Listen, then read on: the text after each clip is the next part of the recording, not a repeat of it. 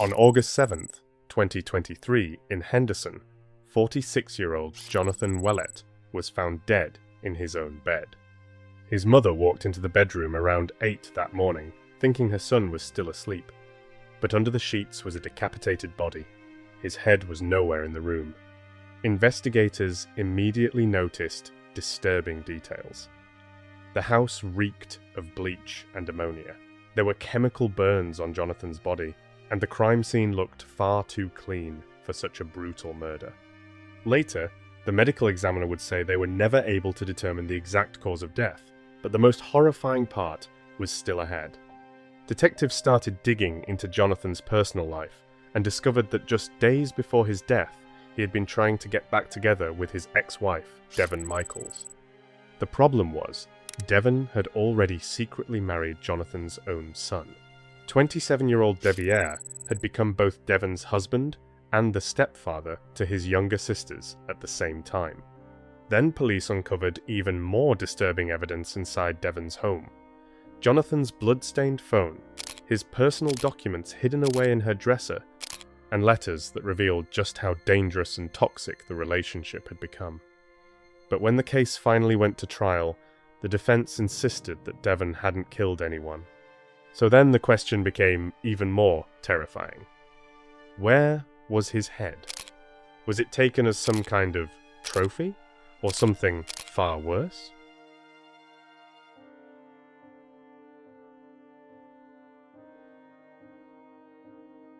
Hey guys, let me grab you for just a second.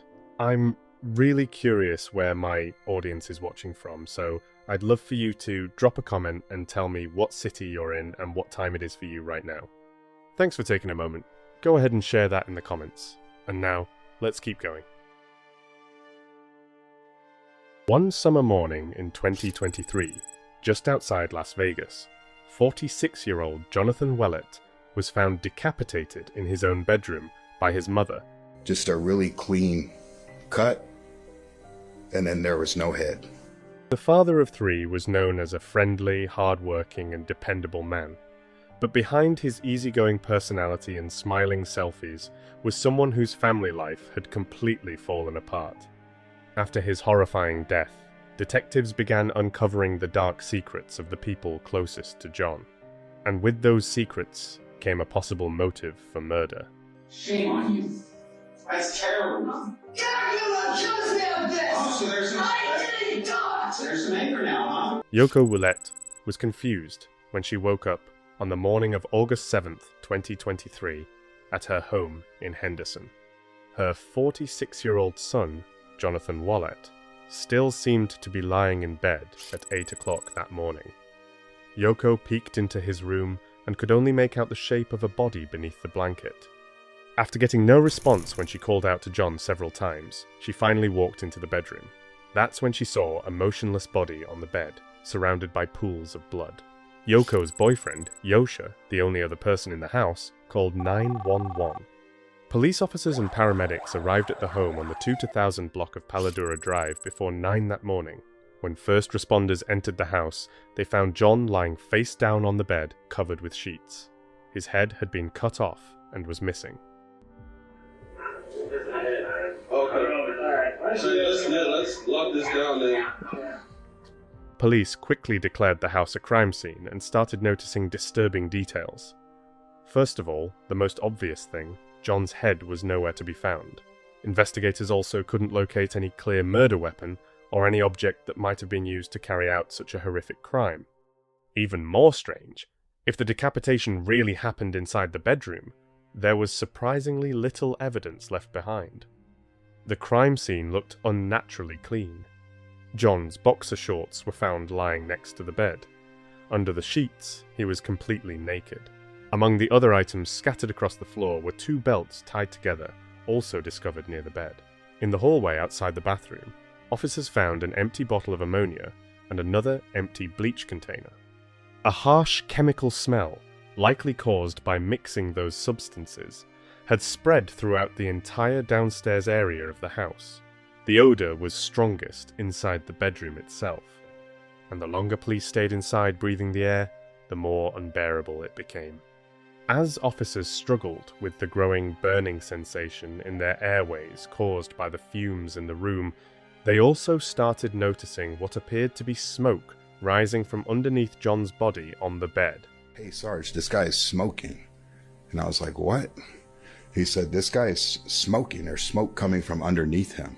Crime scene photos had to be taken as quickly as possible because investigators feared the house could burst into flames at any moment. Thankfully, that never happened. John's autopsy later revealed that cleaning chemicals had been spread across his entire body, causing severe chemical burns. Those injuries were inflicted after his death. The same was true for the decapitation. That horrifying act was also carried out post-mortem and was not the cause of death. But most importantly, the medical examiner was never able to determine exactly how John died. The autopsy concluded that Jonathan Willett died as the result of homicidal violence, meaning murder, but the precise fatal injuries remained unknown. The forensic examiner also determined that 2 different tools had been used during the decapitation. The first was a handheld tool that left rough, uneven marks and cuts. The second appeared to be a power tool, something like an electric saw. Had Jonathan Willett not been brutally murdered, he would have turned 47 in November of that year. John was born at Yokota Air Base Hospital in Tokyo, while his father was serving in the United States Air Force. During his childhood, he moved several times, from Japan to Montana, then to California, before his family eventually settled in Henderson after his father retired from the military. For more than 20 years, John worked on the Las Vegas Strip for different companies selling timeshares. A few years before his death, he started his own transportation business. Damn, Vegas moving guy. Fucking 6 a.m. The pod motherfuckers coming at 9. Bam. Can't work miracles, but I do magic, motherfucker. As the Vegas moving guy, John's truck and trailer had become a familiar sight around the Las Vegas Valley. He genuinely loved his work and took a lot of pride in it. Extremely social and outgoing, John enjoyed meeting clients more than anything and had a natural talent for turning strangers into friends. Hey, don't touch nothing. I was told you're not allowed to touch nothing. It's the husband. Look, man, we at Jamie Foxx's house. Yeah, man. I gotta send a shout out to DJ, moving in his new house. Congratulations. My and then dog. picking the Vegas moving guy. Look. Hey. People knew John as a hard-working and selfless man, but his personal life was nowhere near as peaceful or straightforward as his career. He had full custody of his 2 young daughters.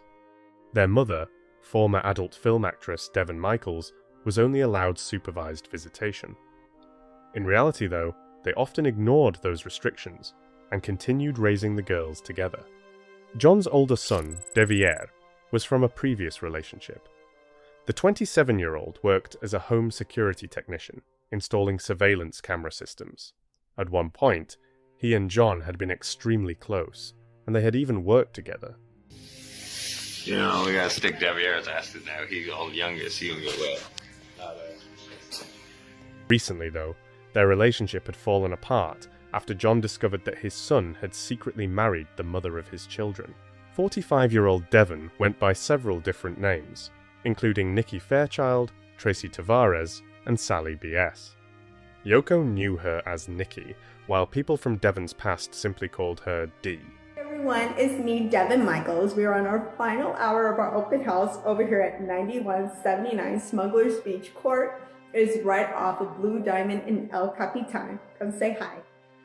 Devon was about 18 years older than Devier, and years earlier she had started a secret relationship with her then 19-year-old stepson. It's unclear how much John actually knew about the relationship between his son and Devon. They kept the marriage hidden and never even told John's mother, Yoko, that they were together at all. But it was obvious that when John finally found out about the marriage, it completely blindsided him. He later sent Devier a message saying, "You seriously have nothing to say to me? What the hell?" He then followed it up with another message. "Devil shit." Because of the marriage, John's son had become both the stepfather and stepbrother to John and Devon's 2 daughters at the same time. John himself had once been Devon's partner, but now he had also become her father-in-law. Even more shocking was the fact that despite all of these bizarre circumstances, just days before his death, John had been moving out of his mother's house on Paladora Drive and back in with Devon and their daughters at the home she shared with Deviere. According to Yoko, the two of them were getting back together. Supposedly, they were trying to become a traditional family again, although it was completely unclear where Deviere fit into that picture. Investigators first interviewed Devon at her home on Porcupine Rim Street in North Cheyenne, another neighborhood in the Las Vegas Valley. The conversation was recorded. Devon told detectives that John had recently ended an engagement with another woman. He wanted to move back in with her so their daughters could have a more stable life. His ring, he actually threw his engagement ring in the trash last night. So he said it's done, he's 100% done, and he wants to have a family with the girls and everything, but we're not trying back and forth. Yeah. We brought as much as we could to the house last night.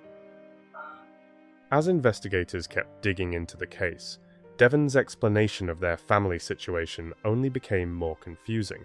She claimed that neither her relationship with the father of her children nor her relationship with her husband, who was also his son, was intimate in nature.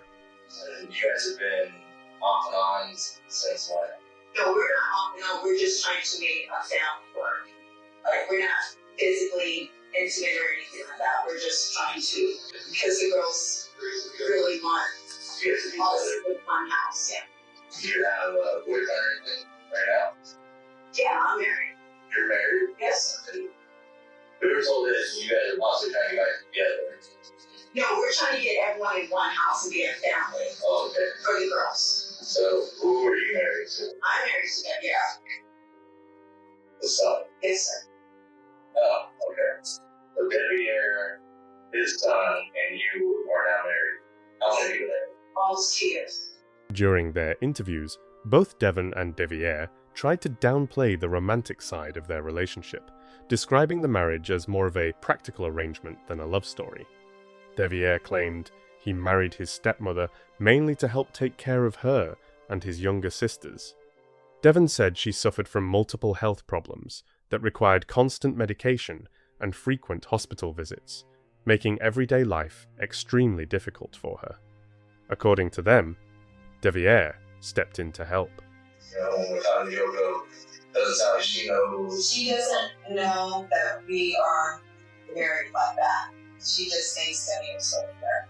So what was your reason for getting married to Deviere? Because legally, as my spouse, he has more rights and access to things that someone just has a random. So like they got restrictions. He can't do anything as my spouse. I had to go into the hospital and an ambulance needs to one that take care of all of that. Okay. So are you guys like intimate together? Does he sleep in your room? Sometimes, like I'll fall asleep when we watch TV, but he sleeps on the couch. It wasn't until later interviews that Devon finally admitted she and her younger husband had once been intimate, although she claimed that part of their relationship had ended years earlier. Police searched both of John's homes, his mother's house on Paladura Drive, where the murder happened, and the house on Porcupine Rim Street, where he had been in the process of moving back in. Inside Devon's home, investigators found a massive amount of evidence that seemed to directly contradict what she had told police. There were photos from a traditional wedding ceremony with Deviere.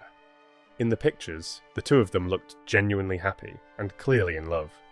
Investigators also found family portraits with the girls, and in many of the photos, Devon and Deviere openly showed affection toward each other. But the most revealing discovery was something else entirely.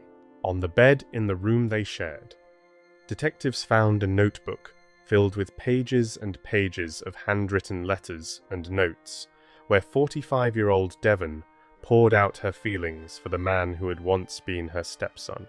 One of the letters addressed to Deviere began with the words, "My dearest love, I can't even put into words how grateful I am for you." The letter then continued, "I am forever yours, mind, body, and soul." Still, The picture painted by Devon's writings was not just one of romance and happiness. It was clear their relationship had been extremely turbulent. The two argued constantly, and at one point Deviere even fled to California for a period of time, leaving Devon devastated and furious. "I lost everything for you, and you abandoned me at the worst possible moment," she wrote. Investigators later learned that, after Deviere moved to California, Devon tried to pressure him into coming back to Nevada. She told him she was pregnant with his child, and if he refused to return, she would have the baby and tell everyone who the father was. Eventually, he came back to her. Their messages revealed an intense, emotional roller coaster. The conversations suggested that Deviere repeatedly tried to leave Devon, but each time she found a way to pull him back in. Some of the messages showed Devon furious over their fights and over his attempts to leave her. But in other exchanges, Deviere came across as deeply in love, almost like a young man trapped inside some private fantasy world of his own. The searches of the house exposed more than just the secret marriage. They also uncovered new lies Devon Michaels had told during her first interviews with police. Officers carefully searched through all the trash at the house on Paladura Drive. They were looking for a weapon, signs of cleanup, or possibly the tool used in the decapitation. They found none of it. They also never found the engagement ring that Devon claimed John had supposedly thrown away the day before his death. Why had she lied about that? There were other inconsistencies too. Devon told detectives that John owned registered firearms which had been moved to the house on Porcupine Rim Street, but supposedly without ammunition because she didn't have a gun safe.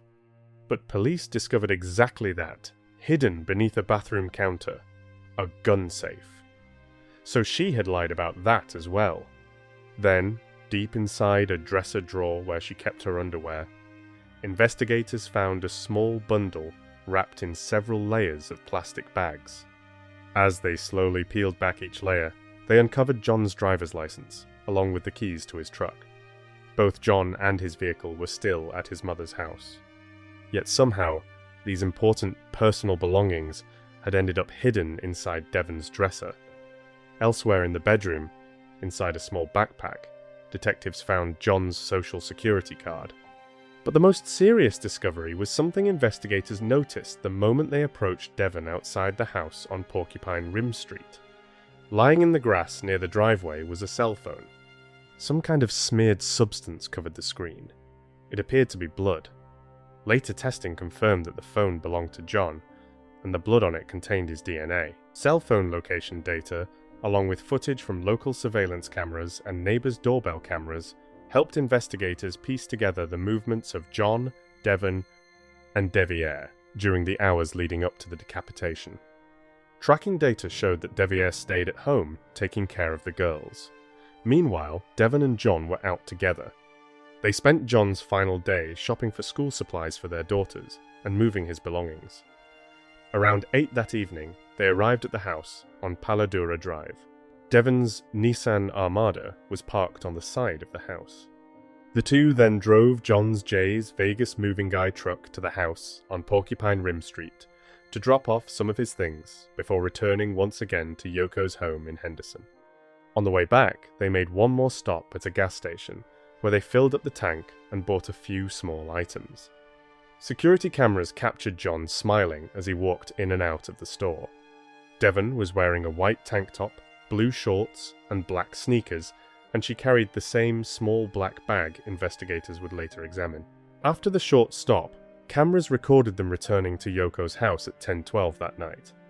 Investigators believed John was killed sometime after that moment, and before Devon left the house 4 hours later at 2:04 in the morning. During that window of time, two important events were captured.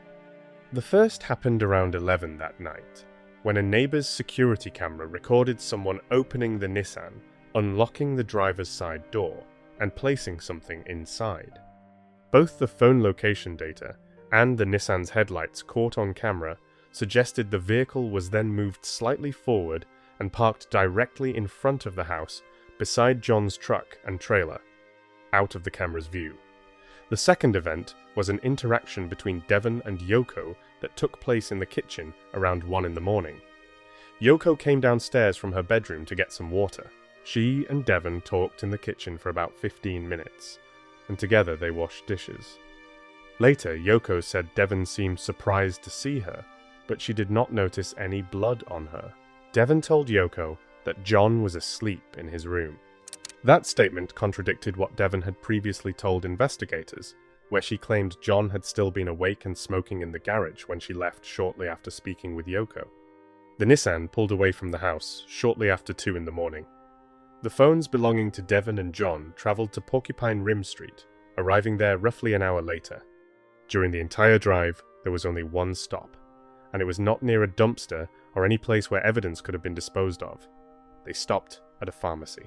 At 2:29 in the morning, Devon pulled up to the drive-through window at CVS to pick up a prescription for one of her daughters.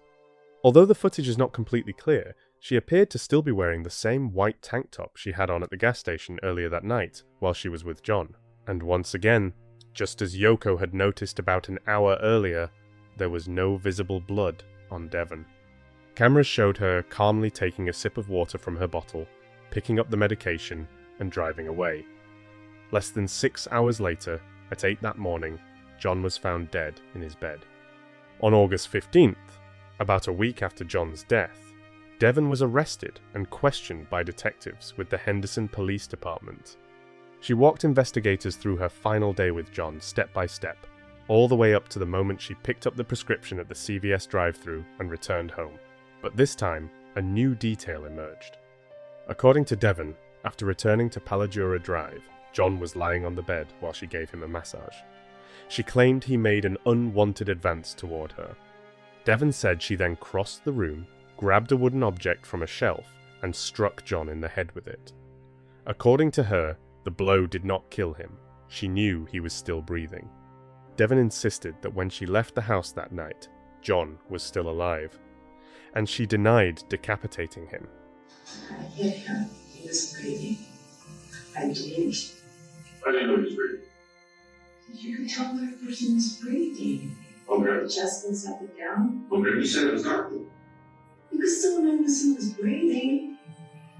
In the dark. It's not pitch dark, but yeah, it's not. So you can't see an area on his head because it's so dark, but you can see his chest moving? You can't see what you grab off the shelf because it's so dark, and you walk over, and then you can see him breathing? Yeah, you could see some person breathing. Your eyes can't adjust. Devon's explanations for what supposedly caused her to attack the father of her children were inconsistent and kept changing. At first, she hinted that she struck John in response to unwanted sexual contact. Later, she also claimed that she and John had a physical relationship in exchange for him paying her bills. Devon made accusations of abuse and suggested that John struggled with alcohol problems. It's true that he drank heavily. She also claimed that she only intended to hurt John badly enough to send him to the hospital. After that, according to her, she planned to figure out what to do with the children. To investigators, that possible motive seemed like the clearest explanation for the murder. If John disappeared from her life, Devon could regain full custody of their daughters while preventing him from moving back into the house. She would get the family she wanted, but this time with the man she actually loved. When detectives directly questioned her about the decapitation and the apparent attempt to clean the crime scene, Devon repeatedly insisted that she could not remember that period of time and that she physically was not capable of carrying out the acts she was accused of. Feel like it's not real. No, everything, like, all of this feels like a nightmare. Like, I remember being with him and him us talking and everything like that, but the actual, it does not feel real. I don't feel I was there that long. I remember being there, Yoko, pharmacy, home. I thought I was home at like 2 something. You guys are saying it was 2:42. Yeah, I promise you. Okay, so after you get home, I got home, I got a shower, and went to bed.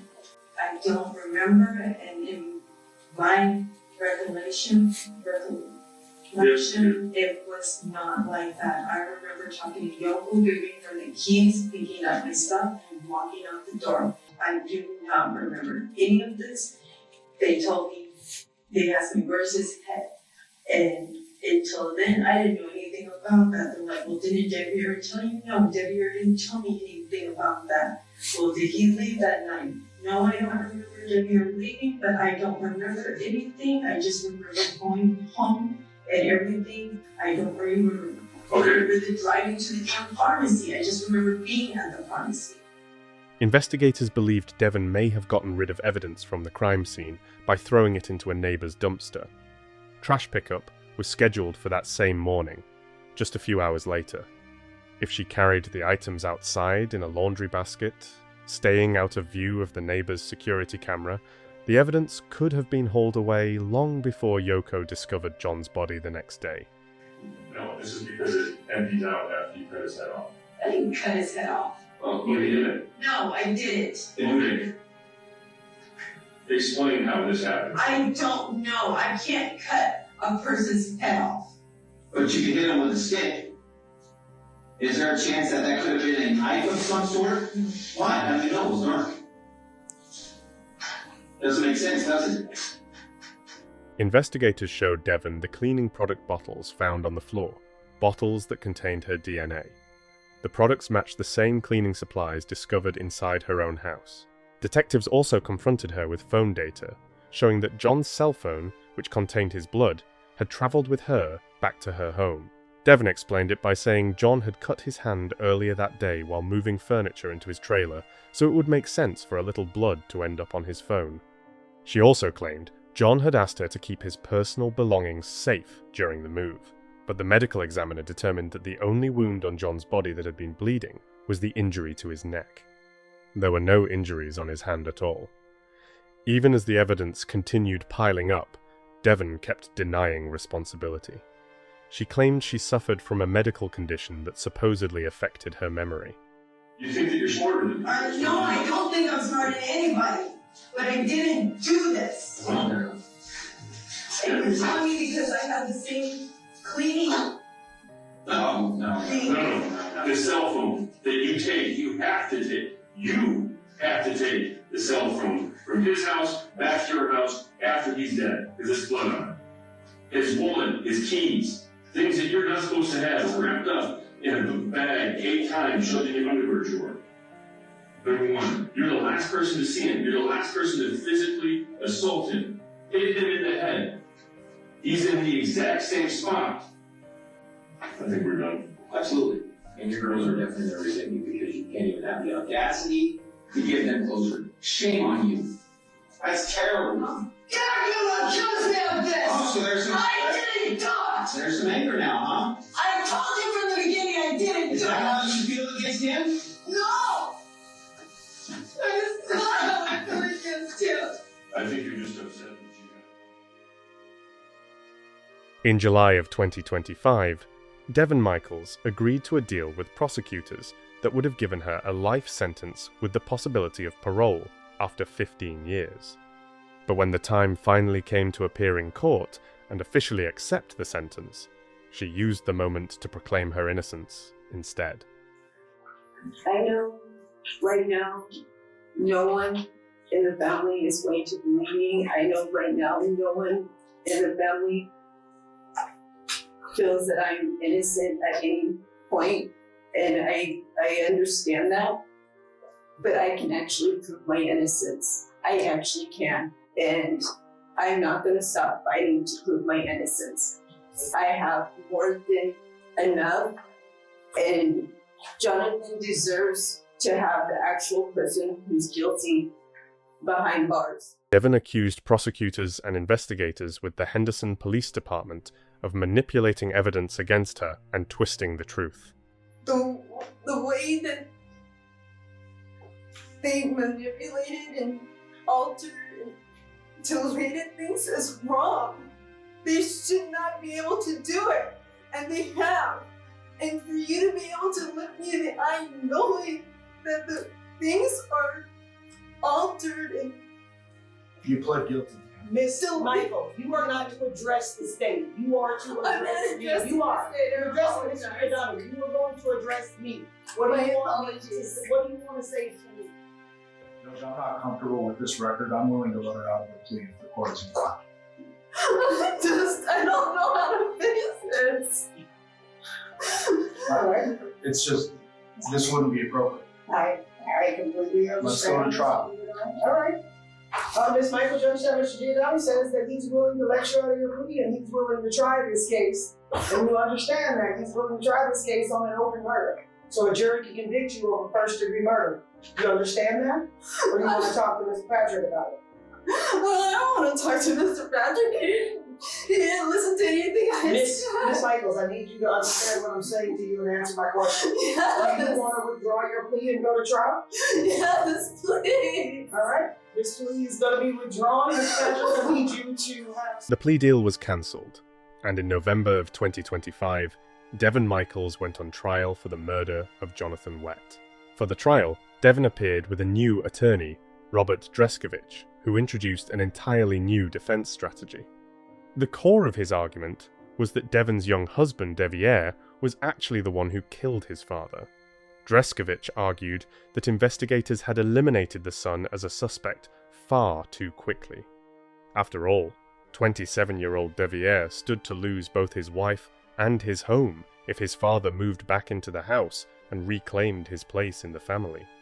Cell phone data showed that Deviere was at home, taking care of his 2 younger sisters, or more accurately, his stepdaughters, during the 4-hour window when prosecutors believed the murder took place. But the defense raised another question. What if he had simply left his phone at home? Again, he's ruled out and basically not on the radar because he didn't have the phone on him when his dad was killed. He killed his father. He just left his phone home when he did that. There was still some activity recorded on Deviere's phone while the device remained inside the house on Porcupine Rim Street. At 10:36 that night, he texted his wife saying he was going to bed. Roughly 2 hours later, while Devon still had not returned home, he was awake and looking through photos of the 2 of them together. Prosecutors argued that the phone data supported his alibi. The defense, however, insisted the records actually pointed to a motive for killing his father. When Deviere testified in court, he spoke softly and calmly. At the time of the trial, he and Devon, whom he often referred to as Nicky, were still legally married. He told the jury about their marriage and how it had destroyed his relationship with his father. When you're having this sexual relationship with Nikki, is it a tumultuous relationship? I don't know the definitions of it. Okay. Is there a lot of kind of arguing and back and forth, or you describe it for me? There was arguing back and forth. Devon wasn't the only person who lied to investigators during the early days of the case. Deviere also told detectives that the marriage was nothing more than a formality, and he claimed he had been sleeping on the couch every night at the time. He even said that he and his father had never gotten along. But in court, he described things very differently. He admitted that the marriage was real, and he also told the jury that he loved his father. According to Deviere, the 2 of them only fought when they were working together. Would you have had any reason to kill him? No, sir. Did you want out of this relationship with Nikki at varying points of time? Yes, sir. And so had your dad moved in and you've been told you gotta go stay at a buddy's house and move out or whatever, would that have been a big deal for you at the time? Absolutely. You were asked, were you estranged from your father? And you said, we didn't get along, correct? Only while working, sir, yes. I'm sorry? Only while we worked together. So you're still saying you guys got along just fine, but it was just work related? Anytime I was with him, I had a good time. I see. But you guys don't text, you don't call, correct? Not after he found out I was married. You went to the Palo Verde residence, didn't you? The Palo Verde residence. No, sir. If you're talking about the night time my father was murdered, Yeah. I was home with the girls. We were watching a movie. I put them to sleep. I received a text her letting her know that I put them to sleep, and I went to sleep myself.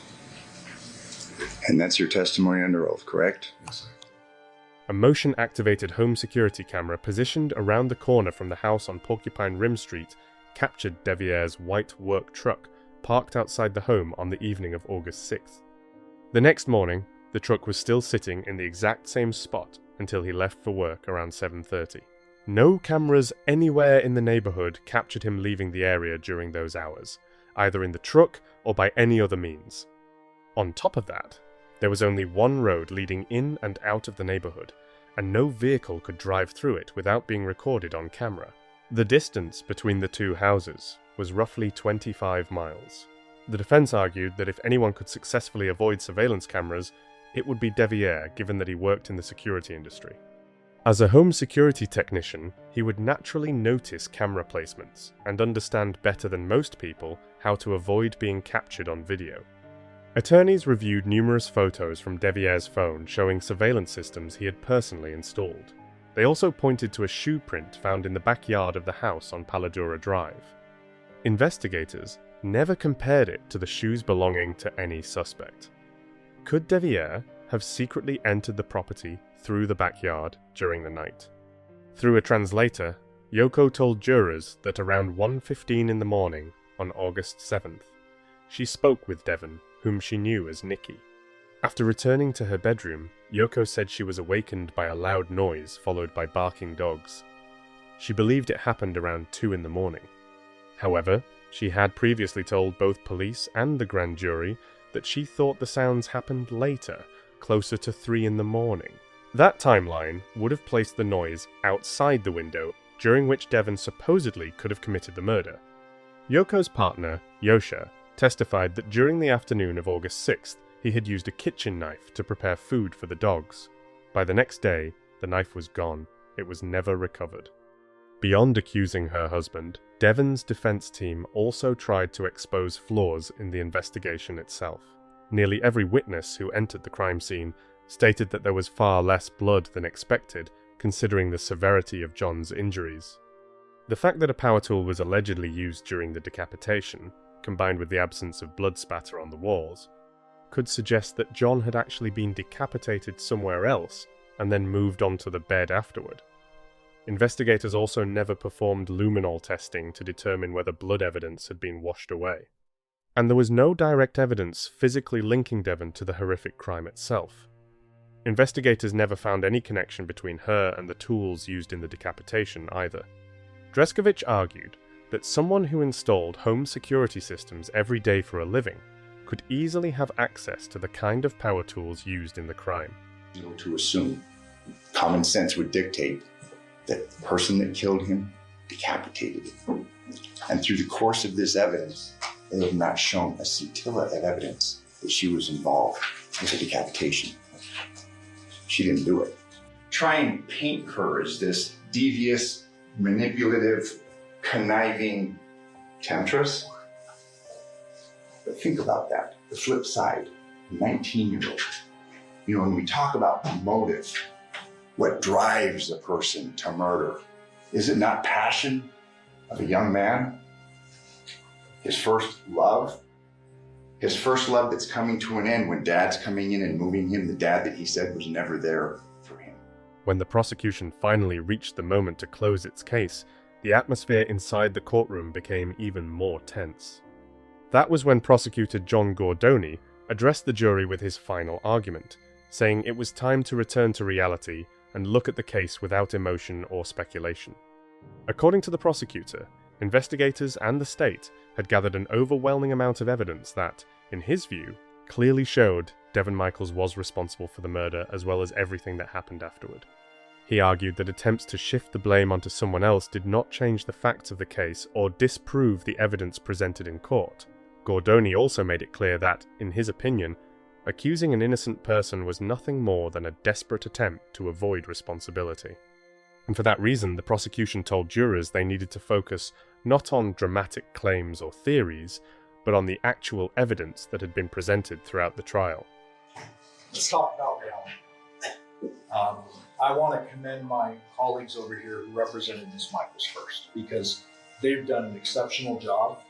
And Ms. Michaels is entitled to a fair trial, like we talked about in jury selection. They've done a good job of coming through and poking as many holes as they can in the evidence, and I commend them on it. But make absolutely no mistake, that woman is guilty as sin. That family deserves justice. Those girls deserve justice. Do not take this lightly just because a real polished defense attorney gets up here and spins a yarn for you. Do not take this lightly.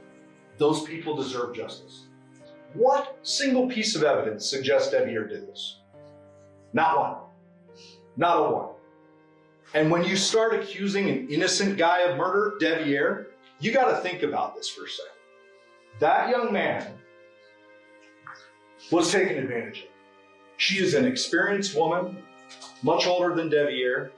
He's a young knucklehead, and I would submit to you that when you heard from him, no disrespect, but that guy's not a criminal mastermind.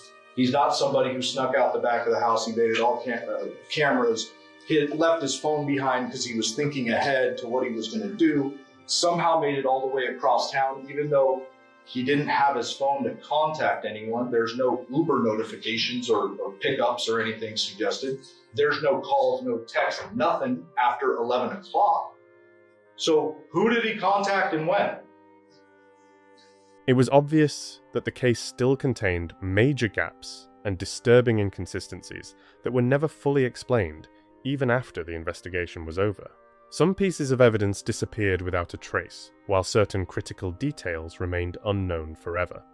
One of the biggest unanswered questions was the fact that investigators were never able to determine John's exact cause of death, making the entire case feel even more uncertain and unsettling. Even so, prosecutors insisted that the overall picture of what happened was still clear to them, despite the missing evidence. In their view, the blood-stained cell phone was one of the most important pieces of physical evidence in the case, a detail they believed pointed directly to the killer.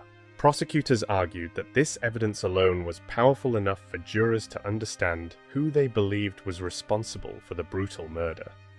There were clearly going to be unanswered questions in this case, right? There's a missing head, there's a missing murder weapon, there's missing implements, no doubt.